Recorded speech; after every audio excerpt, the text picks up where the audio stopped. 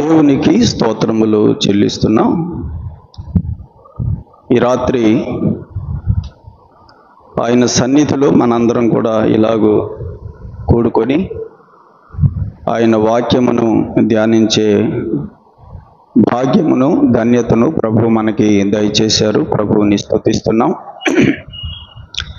నిర్గమకాండంలో 9 అధ్యాయాలు మనం ధ్యానం చేశాం. ఈ రాత్రి 10వ అధ్యాయాన్ని మనము ప్రారంభం చేద్దాం. మోషే అహరోనులు ఫరో యొద్దకు వెళ్ళి దేవుడు తన ప్రజలను బలి అర్పించడానికి పంపించమని ఫరోతో మోషే అహరోనులు చెప్పినప్పుడు ఫరో వారిని పంపకపోవడం, దేవుడు ఐగుప్తు దేశాన్ని, ఫరో సేవకులను ఆయా శిక్షల చేత దేవుడు వారిని బాధించడం మనము ఇప్పటి వరకు ధ్యానం చేస్తూ వస్తున్నాం. దేవుడు ఒక్కొక్క శిక్షను ఐగుప్తు దేశం మీదకి పంపుతూ ఉండినప్పటికీ ఫరో తన హృదయాన్ని కఠినపరుచుకుంటూ ఉన్నాడే తప్ప దేవుని ప్రజలను పంపించడం లేదు. 10వ అధ్యాయంలో కూడా దేవుడు మరొక శిక్షను ఐగుప్తు దేశం మీదకి పంపించాడు. ఆ విషయాన్ని ఈ రాత్రి మనము ధ్యానం చేద్దాం. మరొక శిక్షను దేవుడు ఐగుప్తు దేశం మీదకి పంపించగా, ఆ శిక్షను దేవుడు ఎలాగూ పంపించాడు. ఆ పంపించిన సందర్భములో మోషే అహరోనులకి ఫరోకు మధ్య ఎలాంటి సంభాషణ జరిగింది, ఆ విషయాలను ఈ రాత్రి మనం ధ్యానిస్తూ మనం ఆధ్యాత్మికంగా ఎదగడానికి కూడా సహాయకరంగా కొన్ని తలంపులను కూడా మనం జ్ఞాపకం చేసుకుందాం. నేను కూడా మరొకసారి చిన్న ప్రార్థన చేస్తాను. ప్రార్థన చేద్దాం. పరిశుద్ధుడు అయిన మా ప్రియ తండ్రి, నీ సన్నిధి భాగ్యం మీరు మాకు ఈ రాత్రి అనుగ్రహించినందుకై మరి ఒకసారి మిమ్మల్ని స్తుతిస్తున్నాం. నిర్గమకాండంలో ఆనాటి చరిత్ర, ఫరో ఇశ్రాయేలీయులను పంపకపోవడం, నీవు ఏ రీతిగా వారిని శిక్షించావో ఆ సంగతులను మా ఆధ్యాత్మిక జీవితానికి అవసరమైన రీతిలో కూడా ధ్యానం చేయడానికి మీరు కృప చూపుతూ ఉన్నందుకై స్తుతిస్తున్నాం. మేము నీ వాక్యమును కేవలం వినువారం మాత్రమై ఉండక, బోధించు వారమై మాత్రమే ఉండక, వాక్య ప్రకారముగా కూడా మా జీవితంలో మేము జీవించి వాక్యమును మిమ్ములను మహిమపరిచే కృప మాకు దయచేయమని ప్రార్థన చేస్తున్నాం. ఈ రాత్రి 10వ అధ్యాయాన్ని ప్రారంభిస్తున్నాం. నీవు పంపిన మరొక శిక్షణ గురించి మేము ధ్యానిస్తున్నాం. మాకు మేలుకరంగా ఈ రాత్రి మీ సన్నిధిని మాకు అనుగ్రహించమని, మా లోపములను మేము దిద్దుకోవడానికి, సరిచేసుకోవడానికి, నీకు ఇష్టమైనట్టుగా మేము ప్రవర్తించడానికి మా అంతరంగాలలో మీ ఆత్మ కార్యమును జరిగించమని, అపవాదికి మేమెవ్వరం కూడా చోటు ఇవ్వకుండా పరిశుద్ధాత్మ నడిపింపుకు అప్పగించుకొని అలాగూ నడుచుకోవడానికి కూడా మాకు సహాయపడమని ప్రభువైన యేసుక్రీస్తు నామమున స్తోత్రములు చెల్లించి వినయముతో వేడుకొనుచున్నాము తండ్రి, ఆమేన్. 10వ అధ్యాయం 1వ వచనం చదువుదాం. యెహోవా మోషేతో, ఫరో యొద్దకు వెళ్ళుము, నేనే యెహోవాను అని మీరు తెలుసుకొనున్నట్లును, నేను చేయు సూచక క్రియలను ఐగుప్తీయుల ఎదుట కనపరుచుటకు నేను వారి ఎడల జరిగించిన వాటిని వారి ఎదుట కలుగు చేసిన సూచక క్రియలను నీవు నీ కుమారునికి నీ కుమారుని కుమారునికి ప్రచురము చేయునట్లును నేను అతని హృదయమును అతని సేవకుల హృదయములను కఠినపరిచితిని అనెను. దేవుడు మోషేతో మాట్లాడిన మాటలు ఈ 2 వచనాలలో మనం చదువుతున్నాం. ఫరో హృదయాన్ని దేవుడు ఎందుకు కఠినపరిచాడో ఇక్కడ మనం 2 విషయాలు చదువుతున్నాం. 2వ వచనం చివరిలో చెప్పాడు, నేను అతని హృదయమును అతని సేవకుల హృదయములను కఠినపరిచితిని అనెను. ఎందుకు దేవుడు ఫరో హృదయాన్ని, ఫరో సేవకుల హృదయాలను కఠినం చేశాడు? గతంలో మనం ఒక కారణాన్ని చెప్పుకున్నాం. ఏంటి ఆ కారణం అంటే, దేవుడు ఎన్ని పర్యాయాలు ఫరోకి అవకాశం ఇస్తున్నా ఒక్కొక్క శిక్షను పంపించి దేవుడు తను ఎవరో ఫరోకి తెలియచేస్తున్నా ఫరో దేవుని ప్రజలను పంపకపోగా తన హృదయాన్ని ఏం చేసుకుంటున్నాడు? సారి కఠినం చేసుకుంటున్నాడు. తన హృదయాన్ని ఫరో కఠినం చేసుకుంటున్నాడు కాబట్టి 6 పర్యాయాలు తన హృదయాన్ని కఠినం చేసుకున్నాడు కాబట్టి 7వ పర్యాయం దేవుడే ఫరో హృదయాన్ని కఠినం చేశాడు అని మనం గతంలో చెప్పుకున్నాం. ఇక్కడ మరొక 2 కారణాలు మనం చూస్తున్నాం. దేవుడు ఫరో హృదయాన్ని ఎందుకు కఠినం చేశాడు? చూడండి, మొదటి వచనం, యెహోవా మోషేతో ఫరో యొద్దకు వెళ్ళుము, నేనే యెహోవాను అని మీరు తెలుసుకొనున్నట్లు. నేను ఫరో హృదయాన్ని ఎందుకు కఠినం చేశానో తెలుసా? నేనే యెహోవాను అని మీరు తెలుసుకోవాలి. ఇశ్రాయేలీలు కూడా దేవుడు ఎట్లాంటి వాడు, దేవుని గొప్పతనం ఏంటో, దేవుని యొక్క ప్రభావం ఎటువంటిదో, ఆయన యొక్క ఔన్నత్యము ఎటువంటిదో, ఆయన యొక్క శక్తి ఎటువంటిదో ఎవరు తెలుసుకోవాలి? ఇశ్రాయేలీలు కూడా తెలుసుకోవాలి. అందుకే నేను ఫరో హృదయాన్ని కఠినం చేశాను అన్నాడు. మరొక మాట చూడండి, నేను చేయు సూచక క్రియలను ఐగుప్తీయుల ఎదుట కనపరచుటకు నేను వారి ఎడల జరిగించిన వాటిని, వారి ఎదుట కలుగు చేసిన సూచక క్రియలను నీవు నీ కుమారునికి నీ కుమారుని కుమారునికి ప్రచురము చేయునట్లును నేను కఠిన పరిస్థితిని అన్నాడు. 2వ కారణం కూడా ఇక్కడ మనం చదువుతున్నాం. ఐగుప్తు దేశములో నేను ఏ సూచక క్రియలైతే చేశానో, ఏ మహత్కార్యాలైతే చేశానో, ఏ శిక్షలనైతే ఐగుప్తు దేశము మీదకు నేను పంపించానో వాటన్నిటిని కూడా నీవు ఎవరికి చెప్పాలి?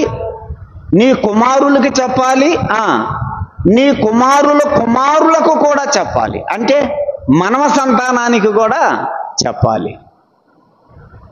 అందుకే నేను ఫరో హృదయాన్ని, అతని యొక్క సేవకుల హృదయాలను కఠినం చేశాను అన్నాడు.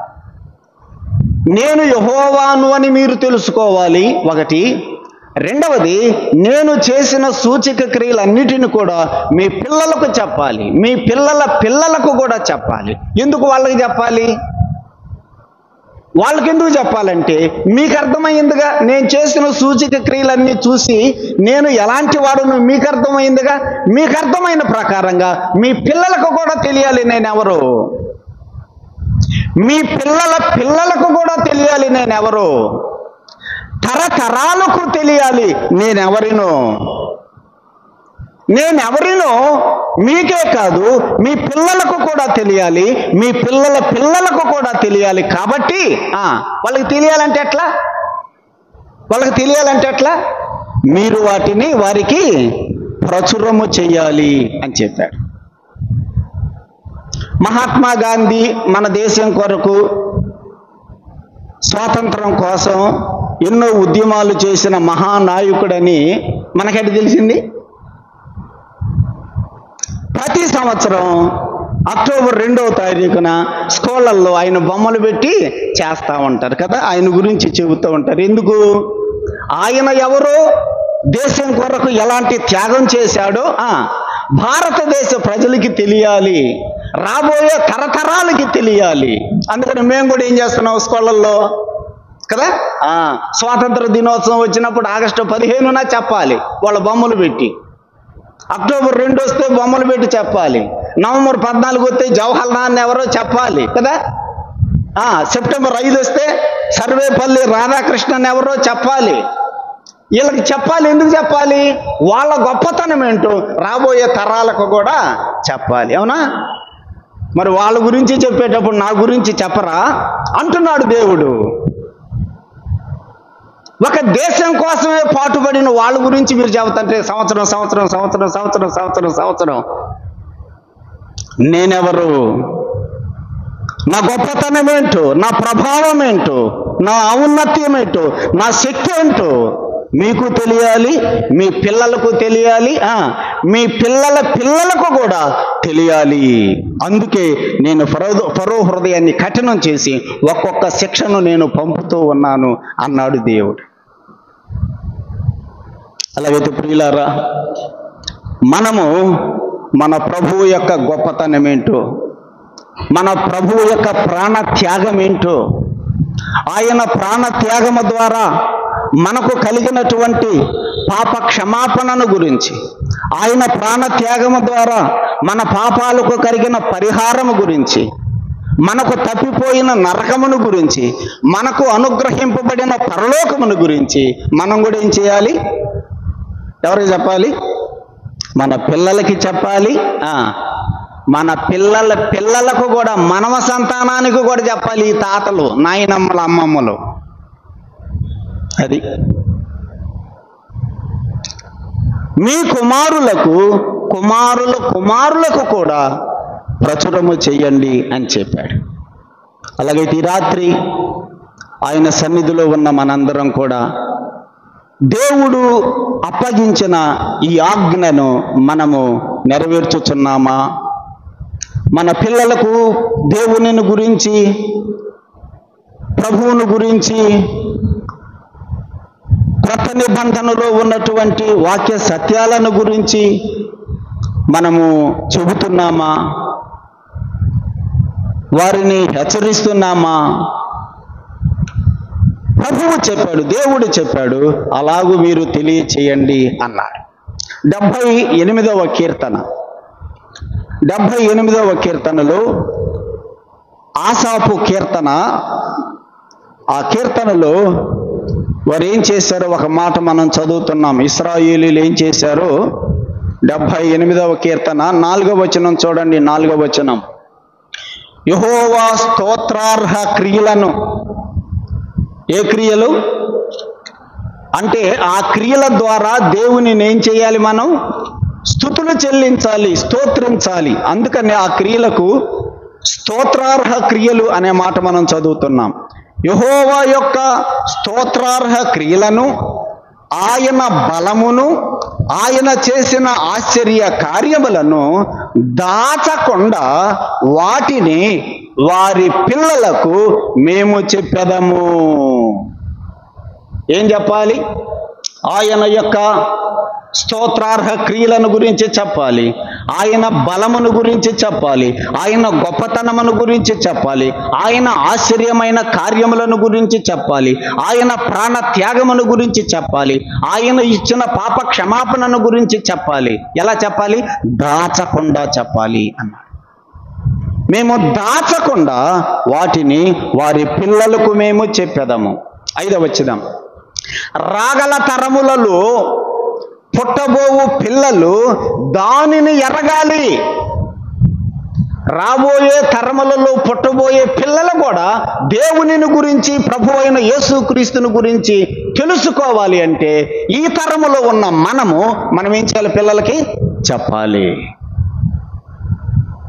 రాగల తరములలో పుట్టబోవు పిల్లలు దానిని ఎరుగునట్లును వారు లేచి, వినరా, ఆ తరములో పిల్లలు వాళ్ళు కూడా లేచి తమ పిల్లలకు దానిని వివరించునట్లును వీరును దేవుని యందు నిరీక్షణ గలవారై దేవుని క్రియలను మరవకుండా ఉండాలి.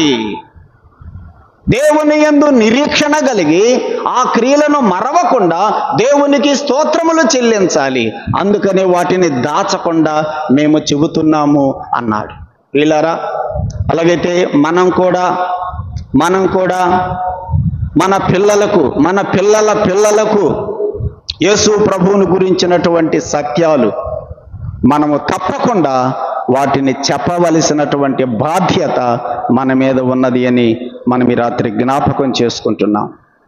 మోషే అహరోనులతో చెప్పాడు, నేను ఫరో హృదయాన్ని నేను ఎందుకు కఠినం చేశానంటే కారణం ఇదే అన్నాడు. 3వ వచనం. కాబట్టి మోషే అహరోనులు ఫరో యొద్దకు వెళ్ళిరి.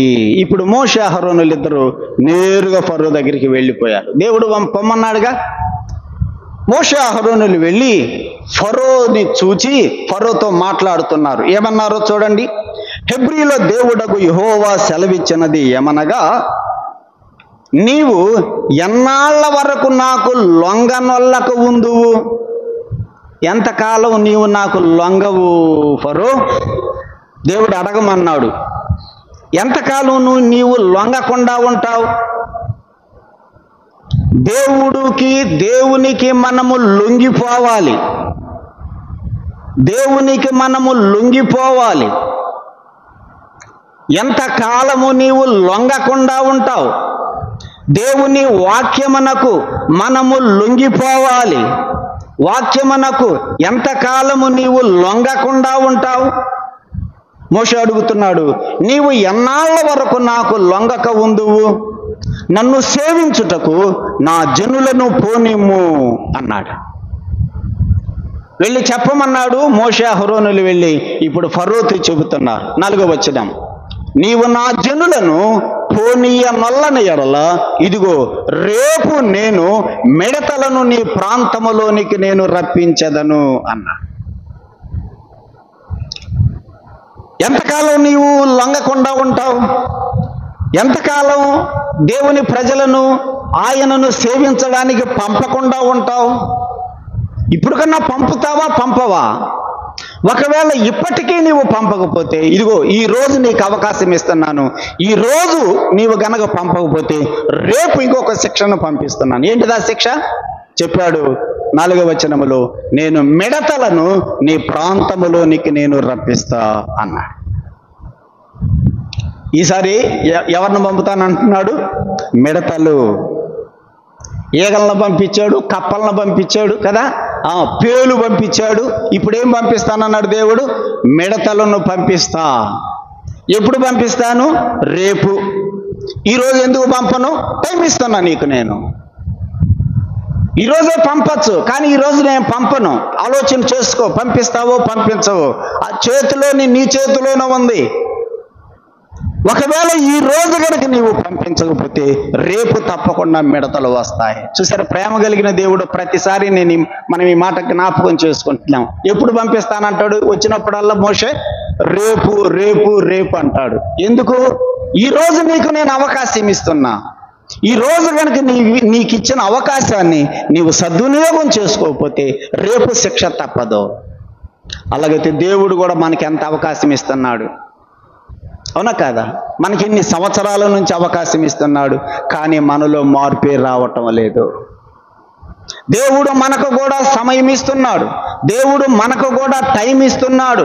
మనలో లోపాలు దిద్దుకోవడానికి, మనలో బలహీనతలు సరిచేసుకోవడానికి. సోదరుడా, సోదరి, దేవుని యొక్క కృపను మనం అర్థం చేసుకొని, మనలో లోపాలు ఉంటున్నాయి, మనలో తప్పిదాలు ఉంటున్నాయి, సరి చేసుకుందాం ప్రభువు ఇచ్చిన సమయాన్ని బట్టి. ఈరోజు నీకు టైం ఇస్తున్నాను. ఈరోజు గనక నీవు నా ప్రజలను పంపించకపోతే రేపు మిడతలు వస్తాయి. 5-6 వచనాలు చూడండి. ఎవడును నేలను చూడలేనంతగా అవి దానిని కప్పును. మిడతలు వస్తే ఎలా వస్తాయి? 1-2 కాదు, 10-20 కాదు. ఎన్ని మిడతలు వస్తాయి చెప్పాడు? నేలను చూడలేనంతగా అవి దానిని కప్పును. ఇక నేల కనపడదు. మనకి కనుచూపు మేరలో అంత ఏం కనపడుతుంది? మిడతలే. దేవుడు అన్ని మిడతలను పంపబోతున్నాడు అని మోషే చెప్పాడు. రెండవ మాట చూడండి. ఒకటి, నేల కనబడనంతగా దేవుడు మిడతలను పంపబోతున్నాడు. ఒకటి. రెండు, తప్పించుకొనిన శేషమును అనగా వడగండ్ల దెబ్బను తప్పించుకొని మిగిలిన దానిని అవి తినివేయును అన్నాడు. దీనికి ముందే శిక్ష పంపించాడు, మనం చెప్పుకున్నాం కదా గతంలో. వడగండ్లు కురిపించాడు. వడగండ్ల వలన ఐగుప్తు దేశములో మొలకెత్తినటువంటి ప్రతి పంట కూడా ఏమైపోయింది? ఆ వడగండ్ల దెబ్బకి పంటలన్నీ కూడా పాడైపోయాయి. ఇక అరాకొరగా ఎక్కడన్నా గనక కొద్దో గొప్ప పంటలు మిగిలింటే ఇప్పుడు ఆ మిగిలిన పంటలను ఈ పంపిన మిడతలు వచ్చి తినివేస్తాయి. రాబోయే శిక్ష గురించి చెబుతున్నాడు మోషే. నేల కనపడకుండా మిడతలు వస్తాయి. ఒకటి, ఆ వచ్చిన మిడతలు మిగిలిన పంటనంతటిని కూడా తినివేస్తాయి. మూడో మాట ఏం చెప్పాడు చూడండి అక్కడే. పొలములో మొలిచిన ప్రతి చెట్టును తినును. 6వ వచనం, మరియు అవి నీ ఇండ్లలోను నీ సేవకులందరి ఇండ్లలోను ఐగుప్తీయులందరి ఇండ్లలోను నిండిపోవును. అవి పంటలు తినడానికి పంట పొలాల్లోనే కాదు ఆ మిడతలు ఉండేది. ఎక్కడుంటాయి ఆ మిడతలు? మీ ఇళ్లల్లో కూడా ఉంటాయి. ఎవరెవరి ఇండ్లల్లో ఉంటాయి? ఫరో ఇంట్లో ఉంటాయి, ఫరో సేవకుల ఇంట్లో ఉంటాయి, ఐగుప్తు దేశంలో ఉన్న ప్రజలందరి ఇళ్లల్లో కూడా అవి నిండిపోవును అన్నాడు. ఇక ఆలోచన చేసుకోండి, ఎన్ని మిడతలు వస్తాయో. ఎన్ని మిడతలో చూడండి. నేల కనపడదు. ఇక అంత విస్తారముగా దేవుడు మిడతలను పంపబోతున్నాడు అని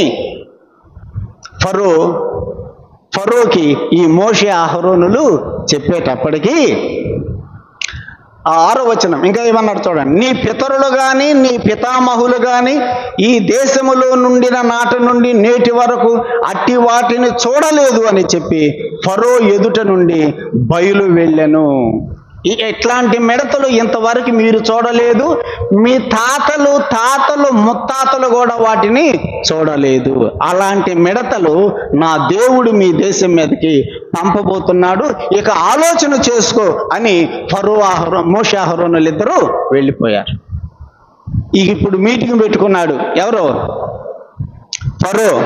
ఫరో దగ్గర అతని యొక్క సైన్యము సేవకులు ఉన్నారు. వాళ్ళు ఏమన్నారో చూడండి 7వ వచనం. అప్పుడు ఫరో సేవకులు అతనిని చూచి, ఎన్నాళ్ళ వరకు వీడు మనకు ఉరిగా ఉండును? మోషేని ఏమన్నారు? ఎన్నాళ్ళ వరకు? ఇతడు అంటే మర్యాదగా ఉండేది కదా. ఎన్నాళ్ళ వరకు ఇతడు మనకు ఉరిగా ఉండునంటే కొంచెం మర్యాదగా సంబోధించినట్టుగా ఉండేది. ఇతడు అనకుండా ఏమన్నారు? వీడు అన్నారు. ఎంత మర్యాద! మోషే గొప్ప దైవజనుడు కదా. మనకు దైవజనుడు, వాళ్ళకు దైవజనుడా మోషే కదా. మనమైతే మోషేని మనము గౌరవిస్తాం, కానీ ఆ మోషే అంటే వాళ్ళకి లెక్క కూడా లేదు. దైవ సేవకులంటే సరే బయటోళ్ళ కంటే లెక్క లేదనుకో, మనకెలా ఉండాలి? దేవుని సేవకులంటే, దేవుని మందిరములు ఆయన పిల్లలంటే మనకు లోకస్తుల వలె లెక్కలేనట్టుగా ఉండకూడదు. వారిని ప్రేమించాలి, వారిని గౌరవించాలి. అర్థమైందా? వీడు అని అగౌరవంగా మాట్లాడారు. మోషేనే కాదు, యేసు ప్రభువును కూడా అన్నారు ఆ మాట. ఏమని? వీడు అన్నారా లేదా? చూడండి, ఒక మాట చదువుదాం. మత్తయి సువార్త 26వ అధ్యాయం 66వ వచనం. యేసు ప్రభువును కూడా వాళ్ళు ఆ రోజు సైన్యం వీడు శాస్త్రులు పరిసయ్యులు వాళ్ళందరూ కూడా లెక్కలేనట్టుగా అగౌరవంగా యేసు ప్రభువుని సంబోధించినట్టుగా మనం చదువుతాం. మత్తయి సువార్త 26వ అధ్యాయం 66వ వచనం చూడండి. 66వ వచనం. ప్రధాన యాజకుడు 65 చదువుతున్నా, తన వస్త్రాలు చింపుకొని వీడు దేవదూషణ చేసెను అన్నారు. యేసు ప్రభువుని గురించి ఏమన్నారు వాళ్ళు? ప్రధాన యాజకుడు అంటున్నాడు, వీడు దేవదూషణ చేశాను, మనకిక సాక్షులతో పని ఏమి? ఇదిగో ఈ దూషణ మీరు ఇప్పుడు విన్నారు కదా, మీకేమి తోచుచున్నది అని అడిగాను. అందుకు వారు, వీడు మరణమునకు పాత్రుడు అనిరి. చూసారా, యేసు ప్రభువుని ఏమన్నారు? వీడు వీడు వీడు అంటున్నారు. 27వ అధ్యాయంలో కూడా ఇదే మత్తయి సువార్త 27వ అధ్యాయం 39వ వచనం. ఆ మార్గమున వెళ్ళుచూ ఉండిన వారు తలలూచుచు, దేవాలయమును పడగొట్టి 3 దినములలో కట్టువాడా, నిన్ను నీవే రక్షించుకొనుము, నీవు దేవుని కుమారుడవైతే సిలువ మీద నుండి దిగుము అని చెప్పుచు ఆయనను అపహసించిరి. అలాగే శాస్త్రులు, పెద్దలు, ప్రధాన యాజకులు కూడా ఆయనను అపహసించుచు, వీడు ఇతరులను రక్షించను, తన్ను తానే రక్షించుకొనలేడు అన్నారు. వీడు ఇతరులను రక్షించను అన్నారు. యేసు ప్రభువును కూడా వాళ్ళు ఏమన్నారు? వీడు. మోషేని ఫరో సేవకులు వీడు అని అగౌరవంగా మాట్లాడారు. యేసు ప్రభువును కూడా ప్రధాన యాజకుడు, ఇంకా మత పెద్దలు అందరూ కూడా వీడు అని యేసు ప్రభువునే అగౌరవంగా మాట్లాడారు. అపోస్తుల కార్యముల గ్రంథములో మరొక మాట చదువుకుందాం. 21వ అధ్యాయం అపోస్తుల కార్యముల గ్రంథం 21వ అధ్యాయం 27వ వచనం చూడండి. పౌలును కూడా, అపోస్తులైన పౌలును కూడా వీడు అని అగౌరవంగా మాట్లాడడం మనం అక్కడ చదువుతాం. 21వ అధ్యాయం 27వ వచనం చూడండి. 27వ వచనం. 7 దినములు కావచ్చినప్పుడు ఆసియా నుండి వచ్చిన యూదులు దేవాలయములో అతనిని చూచి, దేవాలయానికి వెళ్ళాడు పౌలు. దేవాలయములో వాళ్ళు యూదులు చూశారు పౌలుని. సమాజం అంతటిని కలవరపరచి అతనిని బలవంతంగా పట్టుకొని, ఇశ్రాయేలీయులారా సహాయం చేయడానికి రండి, ప్రజలకును ధర్మశాస్త్రమునకును ఈ స్థలమునకును విరోధముగా అందరికీ అంతటను బోధించుచున్నవాడు ఇతడే అంటే బాగుండేది. కానీ ఏమన్నారు వాళ్ళు? వీడే.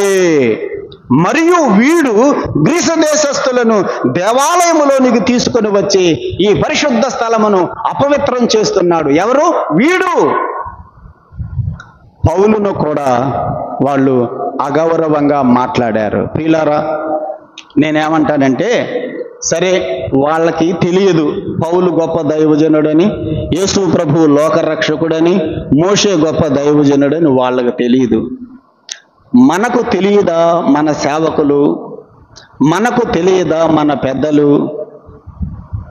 మన సేవకులను, మన పెద్దలను, మన సహోదరులను, మన సహోదరులను మనము కూడా అగౌరవంగా సంబోధించడం అనేది దేవుని దృష్టిలో తప్పు. మన సంబోధన ఎలా ఉంటుందో ఒకసారి రాత్రి ఆలోచన చేసుకోవాలి. మనం ఎవరిని కూడా మనం అగౌరవంగా వాడు, వీడు, అది, ఇది అనేటువంటి పరుష పదజాలాలతో మనం సంబోధన చేయడం దేవుని దృష్టిలో అది తప్పిదమవుతుంది. ఎలీషా ఎరుకో పట్టణంలో నుంచి బేతేలుకు ఎక్కి వెళుతూ ఉంటే అక్కడ కుర్రోళ్ళు ఏమన్నారు? ఎలీషాను చూసి, చూసారా, ఎలీషాని అగౌరవంగా మాట్లాడారు. ఒరే బోడోడా, బోడోడా అన్నారు. అందరేమనేవాళ్ళు? ఏలినవాడా, ఏలినవాడా అంటుంటే వీళ్ళేమంటున్నారు? బోడివాడా, బోడివాడా అంటున్నారు. ఒకసారి ఎలీషా వెనకకు తిరిగి చూశాడు. ఇంకంతే, 2 ఆడ ఎలుగుబంట్లు వచ్చి 42 మంది యవ్వనస్తులను చీల్చివేశాయి. ఎవరు పంపించారు ఆ ఎలుగుబంటుల్ని? ఎలీషా పంపించాడా? ఎలీషా పంపలే. ఎవరు పంపారు? దేవుడే పంపాడు. తన సేవకులను అగౌరవంగా మాట్లాడితే ఎవరికి కోపం? మనకేం రావాల్సిన పనిలే కోపం. మనకు వస్తుంది ముందు దేవుడి కంటే. కోపం ఎవరికి వచ్చింది? దేవుడికి రాదు కోపం, ముందు మనకు వస్తుంది కోపం. మనకు కాదు రావాల్సింది కోపం. ఎవరికి రావాలి? దేవునికి రావాలి. ఆయనే చూసుకోవాలి వాళ్ళ సంగతి. అట్లా అనుకోవాలి మనం. మనము దేవుడికి ఇవ్వము అవకాశం, నేనే తేల్చుకుంటా అని ఆ అవకాశాన్ని మనం మన చేతుల్లోకి తీసుకుంటున్నాం. ఇది తప్పు. ఎలీషాను బోడివాడ అని వారు ఎగతాళిగా అగౌరవంగా మాట్లాడుతుంటే దేవునికి కోపం వచ్చి దేవుడే ఎలుగుబంటులను పంపించాడు. సోదరులారా, సోదరులారా, ఆయన పిల్లలమైన మనం అగౌరవంగా మాట్లాడకూడదు. ఏమన్నారు మోషేని? ఎన్నాళ్ళ వరకు వీడు మనకు ఉరిగా ఉంటాడు? మోషే ఎలా ఉన్నాడు వాళ్ళకి?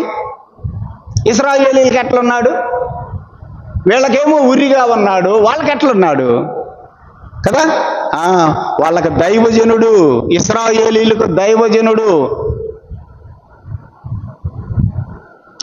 వీళ్ళకేమో ఉరిగా ఉన్నాడు, వాళ్ళకేమో ప్రయోజనకరమైన వాడుగా, దీవెనకరంగా, ఆశీర్వాదకరంగా ఇశ్రాయేలీయులకు మోషే ఉన్నాడు. అపోస్తలుల కార్యముల గ్రంథం 24వ అధ్యాయంలో పౌలుని ఏమన్నారో చూడండి. పౌలు వాళ్ళకి ఎలా ఉన్నాడో ఒక మాట మనం చదువుదాం. 24వ అధ్యాయం 5వ వచనం. ఈ మనుష్యుడు పేడ వంటి వాడు. పౌలు ఎలా ఉన్నాడు వాళ్ళకి?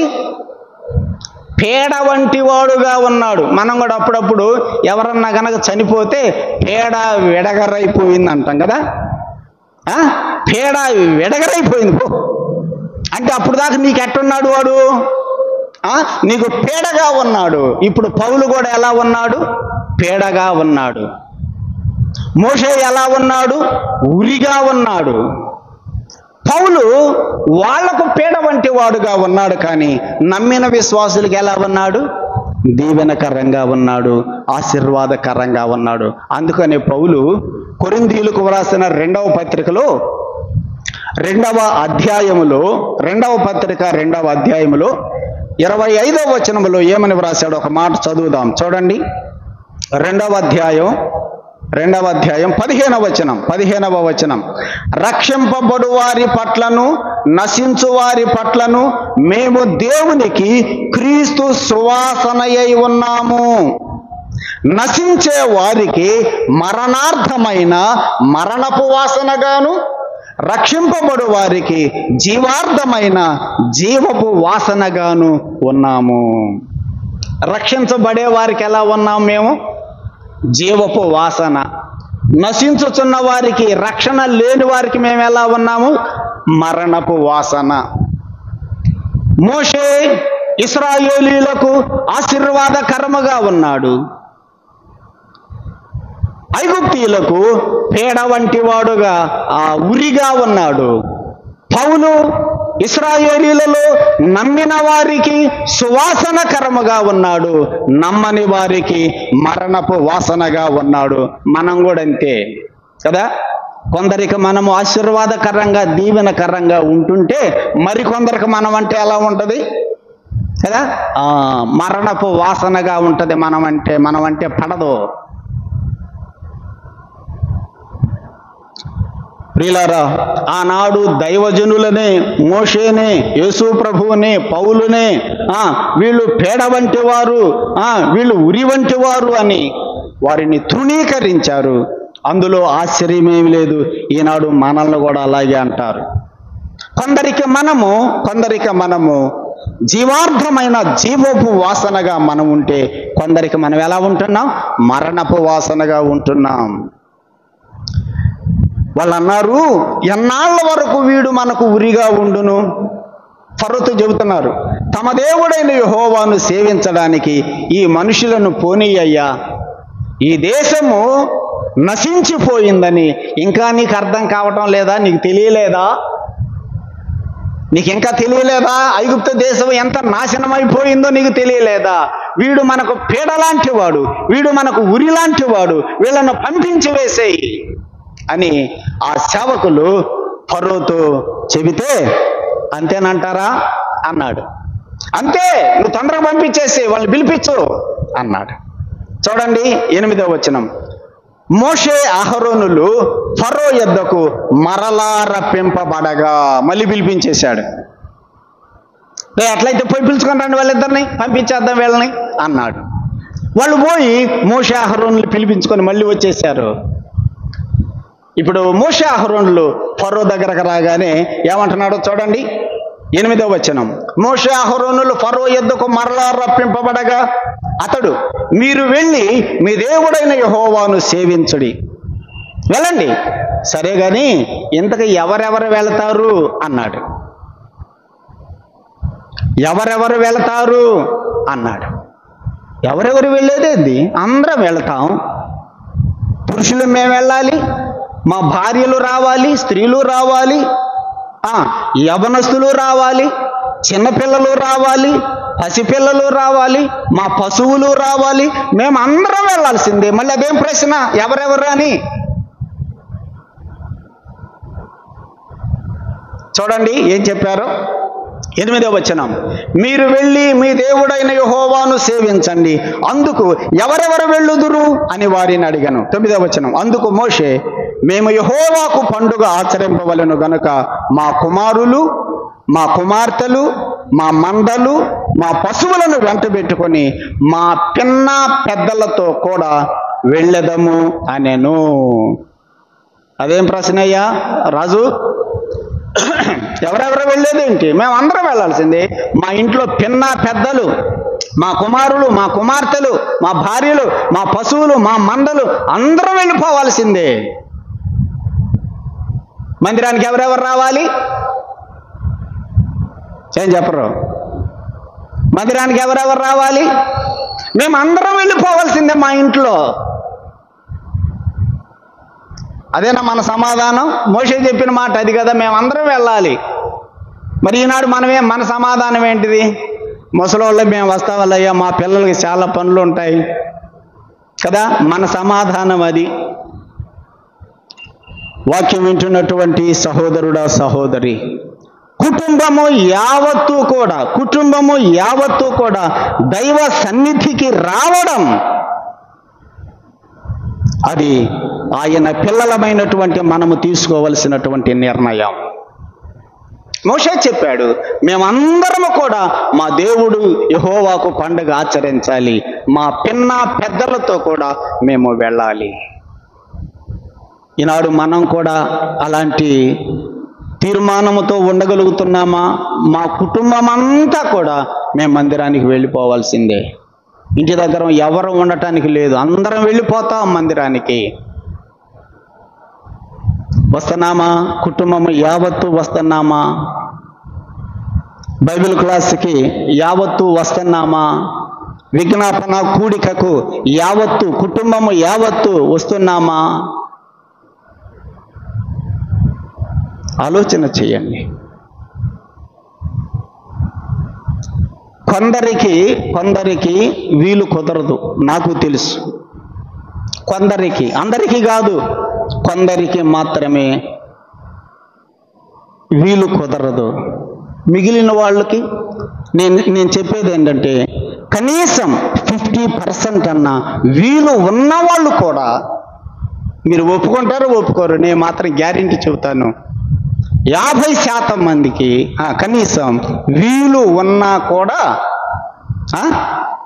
రాలేని వారుగా ఉంటున్నారంటే కారణం అపవాది చేతుల్లో పడిపోతున్నారు. చూడండి, ఫరో ఏమన్నాడు? ఒక మాట మనం చదువుదాం. మోషే లాంటి నిర్ణయం మనం తీసుకోవాలి. 10వ వచనంలో ఫరో ఏమన్నాడు చూడండి. అందుకు అతడు, యెహోవా మీకు తోడై ఉండునా, నేను మిమ్మును మీ పిల్లలను పోనిచ్చదనా? అది సంగతి. ఎందుకు రావట్లేదు చెప్పండి? ఇప్పుడు అందరూ ఎందుకు రావట్లేదు? కుటుంబం యావత్తు. వాడు అంటున్నాడు కదా ఫరో, ఏమని? అందరిని పంపిస్తానా ఏంది బైబిల్ క్లాస్కి? అందరిని పంపుతానా ఏంటి విజ్ఞాపన కూడికి? నో, నేను అందరినీ పంపించను అంటున్నాడు. ఎవరు? ఆనాడు ఫరో అన్నాడు, ఈనాడు ఎవరు అంటున్నారు ఆ మాట? అపవాది అంటున్నాడు. అందుకనే చాలా మంది ఇళ్ళ దగ్గరే ఉండిపోతున్నారు. నేను మిమ్ములను మీ పిల్లలను నేను పోనిచ్చేదనా? ఇదిగో మీరు దురాలోచన గలవారు. 11వ వచనం, పురుషులైన మీరు మాత్రమే వెళ్ళండి. మీరు మాత్రమే వెళ్ళండి. మాత్రమే కదా, మీరు మాత్రమే. అందుకనే మనము మాత్రమే వచ్చేసాం ఇక్కడికి కదా, మనము మాత్రమే వచ్చాం. విజ్ఞాపన కూడికకు మనము మాత్రమే వస్తాం. హోల్ నైట్ ప్రేయర్కి మనము మాత్రమే వస్తాం. ఎందుకు మనము మాత్రమే వస్తున్నాం? మిగిలిన ఎందుకు రావట్లేదు? వాడు అంటున్నాడు కదా, నేను మిమ్మల్ని ఫోన్ ఇస్తానా అంటున్నాడు. ఇంకేడొస్తారు వాళ్ళు?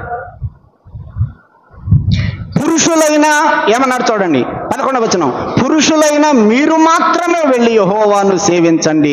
మీరు కోరింది అదే కదా, అదే కోరింది మోషే, అది కోరాడా? పురుషులైన మేమే వెళతామని కోరాడా? అందరం వెళతామని అంటుంటే పురుషులైన మీరు మాత్రమే వెళ్ళండి అంటున్నాడు. అంటే తన దగ్గర ఎవరెవరు ఉండాలి? స్త్రీలు ఉండాలి, పిల్లలు ఉండాలి. పురుషులైన మీరు మాత్రమే వెళ్ళండి. ఈనాడు కూడా కుటుంబాలలో పురుషులు మాత్రమే వస్తుంటే స్త్రీలు పిల్లలు ఇళ్ళ దగ్గరే ఉండిపోతున్నారు. కొన్ని కుటుంబాలలో స్త్రీలు మాత్రమే వస్తుంటే పురుషులు పిల్లలు ఇంటి దగ్గరే ఉండిపోతున్నారు. కొన్ని కుటుంబాలలో పిల్లలు మాత్రమే వస్తుంటే తల్లిదండ్రులు ఇంటి దగ్గరే ఉండిపోతున్నారు. కారణం ఏంటంటే సాతానుడు అంటున్నాడు, నేను మిమ్మల్ని పోనిస్తానా అంటున్నాడు. ఇంకెక్కడొస్తారు? మన కుటుంబము యావత్తు ఆయన సన్నిధికి రావాలంటే ఎంతగా మనము దేవుని సన్నిధిలో మొర్ర పెట్టుకుని, దేవా అపవాది బంధకాల నుంచి నా భార్యను విడిపించు, అపవాది బంధకాల నుంచి నా భర్తను విడిపించు, నా పిల్లలను విడిపించయ్యా, నా కుటుంబం అంతా కూడా నీ సన్నిధికి రావాలి ప్రభు అని మనము దేవుని సన్నిధిలో మొర్ర పెట్టుకోగలుగుతున్నామా? అసలు ఈ ఆలోచన నీకుందా? మా ఇంట్లో వాళ్ళందరం మేము వెళ్ళాలి అనే ఆలోచన ఉంటే ఆ ప్రార్థన కూడా మనం చేస్తాం.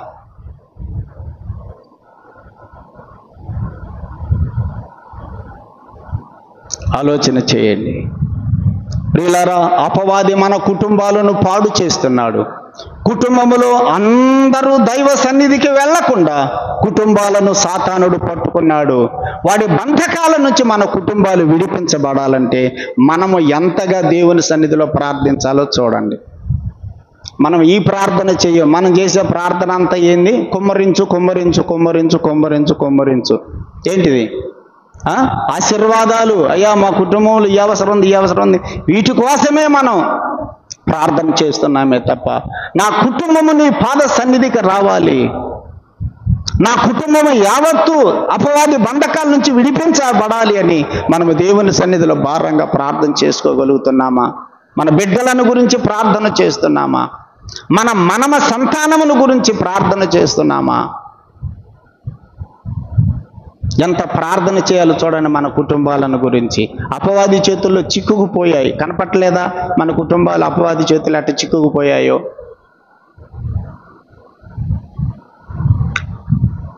సాతానుడు మన కుటుంబాలను పట్టుకున్నాడు. ఆనాడు ఫరో ఏ విధంగా అయితే పురుషులు మాత్రమే మీరు వెళ్ళండి అంటుంటే దానికి మోషే అహరోనులు ఒప్పుకున్నారో ఒప్పుకోలేదా?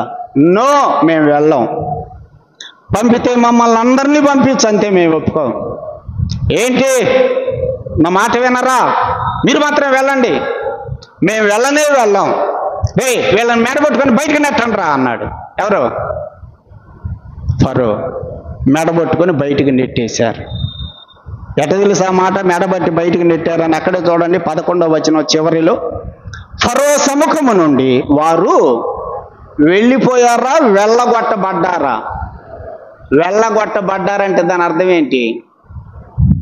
వెళ్ళగొట్టబడ్డారంటే మోషే అహరోనులు అంత తొందరగా వెళ్ళలా, మమ్మల్ని పంపితే మేము పోతాం అంతే, లేకపోతే మేము కదలం ఎక్కడి నుంచి అని మొండికి తిరిగారు. అప్పుడు ఫరో ఏం చేశాడు? వాళ్ళని వెళ్ళగొట్టించేశాడు. మనం కూడా మన కుటుంబం కోసం ఎంతగా మొండిగా ఉండాలో ఆలోచించండి. అమ్మా సోదరి, నీ కుటుంబము ఎలాంటి పరిస్థితుల్లో ఉందో నీకు తెలుసు. సహోదరుడా, నీ కుటుంబం ఎలాంటి పరిస్థితుల్లో ఉందో తెలుసు, నా కుటుంబం ఎలాంటి పరిస్థితుల్లో ఉన్నదో నాకు తెలుసు. కుటుంబంలో కొరకై మనము ప్రభు పాదాల దగ్గర మొరపెట్టుకోగలుగుతున్నామా? ప్రార్థన చేయాలి. 12వ వచనం, అప్పుడు యెహోవా మోషేతో, మిడతలు వచ్చినట్లుగా ఐగుప్తు దేశం మీద నీ చెయ్యి చాపుము. అప్పుడు, ఎప్పుడు?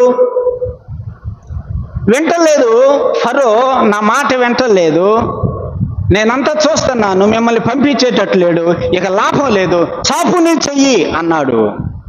నీ చెయ్యి ఐగుప్తు దేశం వైపు చాపు అన్నాడు. చూడండి 12వ వచనం, మిడతలు వచ్చినట్లుగా ఐగుప్తు దేశం మీద నీ చెయ్యి చాపుము, అవి ఐగుప్తు దేశం మీదకి వచ్చి ఈ దేశపు పైరులన్నిటినీ, అనగా వడగండ్లు పాడు చేయని వాటినన్నింటినీ తినివేయును అని చెప్పాను. మోషే ఐగుప్తు దేశం మీద తన కర్రను చాపగా యెహోవా ఆ పగలంతయు ఆ రాత్రి అంతయు ఆ దేశము మీద తూర్పు గాలిని విసరజేశాను. ఉదయమందు ఆ తూర్పు గాలికి మిడతలు వచ్చాను. ఏ గాలి ద్వారా వచ్చినాయి? తూర్పు గాలి. తూర్పు గాలి ద్వారా దేవుడు ఆ ఐగుప్తు దేశము మీదకి మిడతలను పంపించాడు. యోవేలు గ్రంథంలో ఒక వచనం చదువుదాం. 2వ అధ్యాయం, యోవేలు గ్రంథం 2వ అధ్యాయం 25వ వచనం.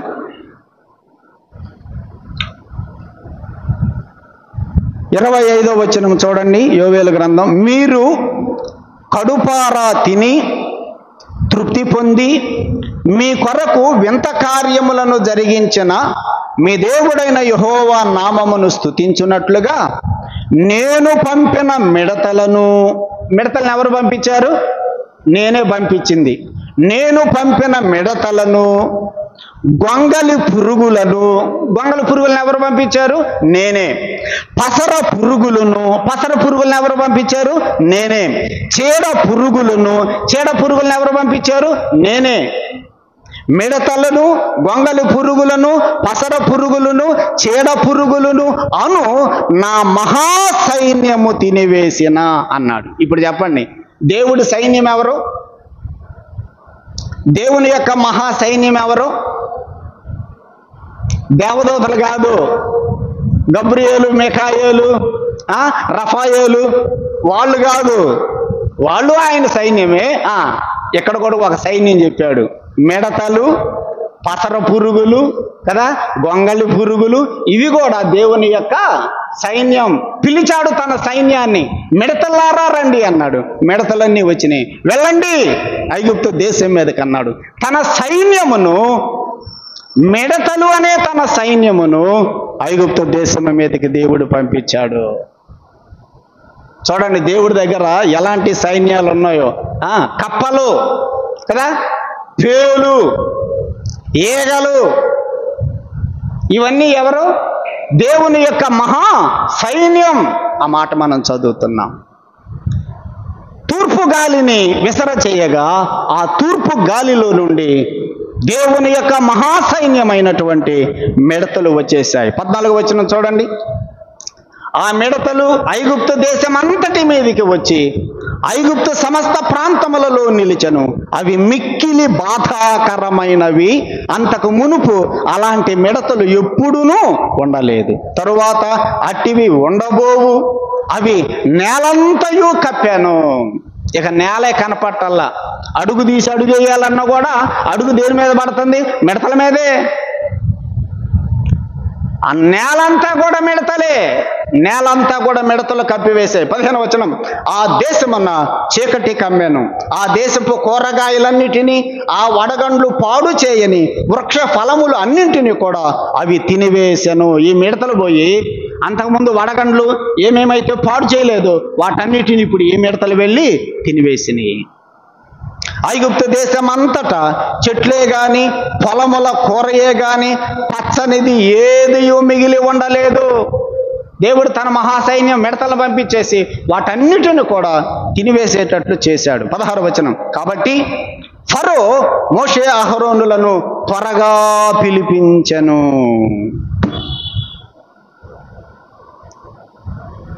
విన్నారా? దేవుడు తన మహా సైన్యమును పంపి ఐగుప్తు దేశమంతటిని కూడా పాడు చేసేసాడు. దేవుడి దగ్గర ఉన్నటువంటి సైన్యమును గమనించండి ప్రియులారా.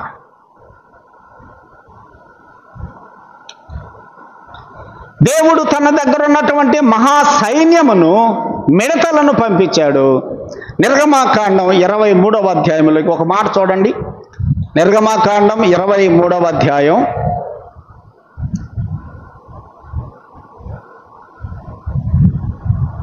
27వ వచనం. నన్ను బట్టి మనుషులు నీకు భయపడునట్లు చేస్తా, నీవు పోవు సర్వ దేశముల వారిని వాడగొట్టి నీ సమస్త శత్రువులు నీ ఎదుట నుండి పారిపోవునట్లు నేను చేసేదను, మరియు పెద్ద కందిరేగలను నీకు ముందుగా పంపిస్తా. ఏం పంపిస్తాడంట? చూడండి దేవుడి దగ్గర ఎలాంటి సైన్యాలు ఉన్నాయో చూడండి. ఈగలు పంపించాడు, మిడతలు పంపించాడు, కప్పలు పంపించాడు, పేలు పంపించాడు. ఇక్కడ ఇంకొక సైన్యాన్ని సంగతి మనం చదువుతున్నాం. పెద్ద కందిరేగలను నేను నీకు ముందుగా పంపిస్తా. 28వ వచనం.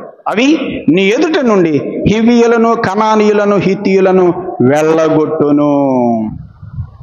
అన్య జనాంగములను దేవుడు దేనితో వెళ్ళగొడుతున్నాడట? కందిరేగలు. చిన్నవి కాదు, పెద్ద కందిరేగలు. ద్వితీయోపదేశ కాండం 7వ అధ్యాయం 20వ వచనం కూడా ఒక్కసారి చూడండి. ద్వితీయోపదేశ కాండం 7వ అధ్యాయం 20వ వచనం. 7వ అధ్యాయం 20వ వచనంలో కూడా మనం ఇదే మాట మనం చదువుతున్నాం. మిగిలిన వారును నీ కంటబడక దాగిన వారును నశించే వరకు నీ దేవుడైన యెహోవా వారి మీదకి పెద్ద కందిరేగలను పంపును అన్నాడు. దేవుడు తలచుకుంటే వేటినైనా పంపిస్తాడు. ప్రియులారా, మిడతలను పంపించి ఐగుప్తు దేశమంతటిని నాశనం చేశాడు. ఇంకొక మాట నేను జ్ఞాపకం చేస్తున్నాను. రేపు 7 ఏండ్ల శ్రమల కాలంలో కూడా మనం ఉండవులే. 7 ఏండ్ల శ్రమల కాలంలో కూడా భూమి మీదకి దేవుడు వేటిని పంపబోతున్నాడు?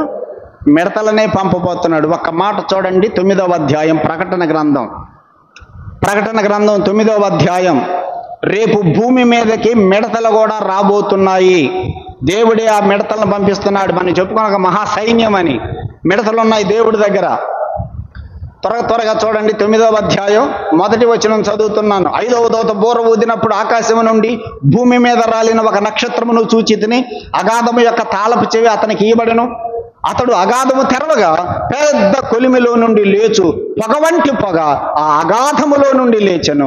ఆ అగాధములోని పొగ చేత సూర్యుని వాయుమండలమును కమ్మెను, ఆ చీకటి కమ్మెను. ఆ పొగలో నుండి మిడతలు భూమి మీదకి వచ్చాను.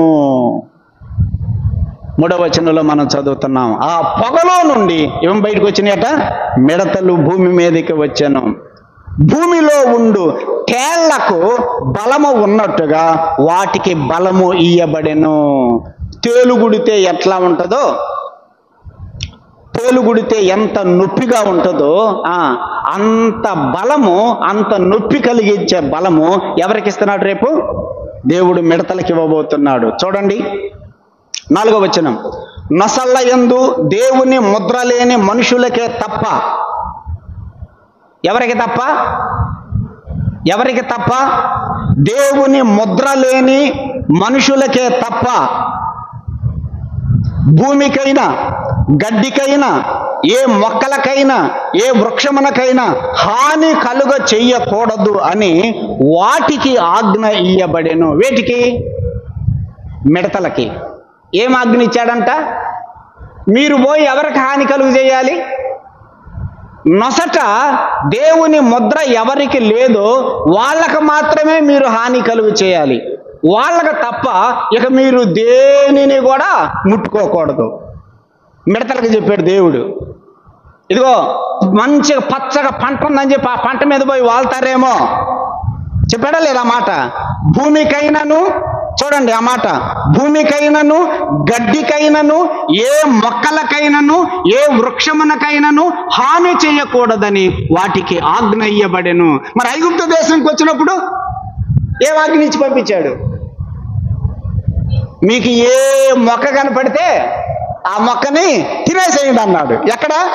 ఐగుప్తు దేశంలో. కానీ 7 ఏళ్ల శ్రమల కాలంలో మీరు ఏ మొక్క జోలికి వెళ్ళదు. దేవుడి మాట మిడతలు విన్నాయా, వినలేదా? చెప్పండి. ఐగుప్తు దేశంలో ప్రతి పంట తినమంటే వెళ్ళి తిన్నాయి. 7 ఏళ్ల శ్రమల కాలంలో ముద్ర లేని వారికి తప్ప ఇక దేనిని మీరు ముట్టుకోకూడదంటే నోరు కట్టేసుకున్నాయి. ఎవరు? మిడతలు. దేవుని మాట మిడతలు విన్నాయి. మాట విననది మనమే, నేనే, నువ్వే ఆలోచన చేయి. రేపు 7 ఏళ్ల శ్రమల కాలంలో కూడా భూమి మీదకు దేవుడు మిడతలను పంపబోతున్నాడు. ప్రియులారా, ఎప్పుడైతే ఐగుప్తు దేశమంతా కూడా మిడతల చేత నాశనం అయిపోయిందో, ఇక ఫరో కూడా ఏం చేశాడు చూడండి 16వ వచనం. కాబట్టి ఫరో మోషే అహరోనులను త్వరగా పిలిపించెను. చూసారా? త్వరగా పిలిపించెను. ఎంత అర్జెంటుగా పిలిపించేశాడో. నేను మీ దేవుడైన యెహోవా ఎడలను మీ ఎడలను నేను పాపము చేసి తిని. అబ్బో, ఈ మాటలు మాత్రం బాగా చెబుతాడు ఫరో కదా. ఇప్పుడు ఎన్నిసార్లు చెప్పాడట ఆయన మాటలు? అయ్యా నేను తప్పు చేశాను, నేను తప్పు. శిక్ష వచ్చినప్పుడల్లా ఇదే డైలాగు. ఎవరు? ఫరో కదా. ఏమంటున్నాడు చూడండి.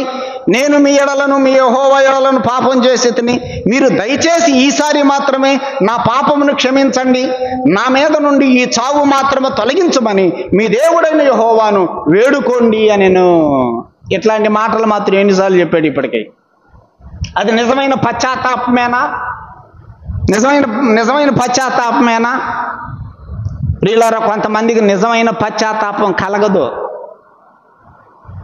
నిజమైన పశ్చాత్తాపం చిన్న కుమారుడిది. నిజమైనటువంటి పశ్చాత్తాపం, అయ్యో నేను పాపం చేశాను, అయ్యో నేను ద్రోహం చేశాను, నేను అన్యాయం చేశాను.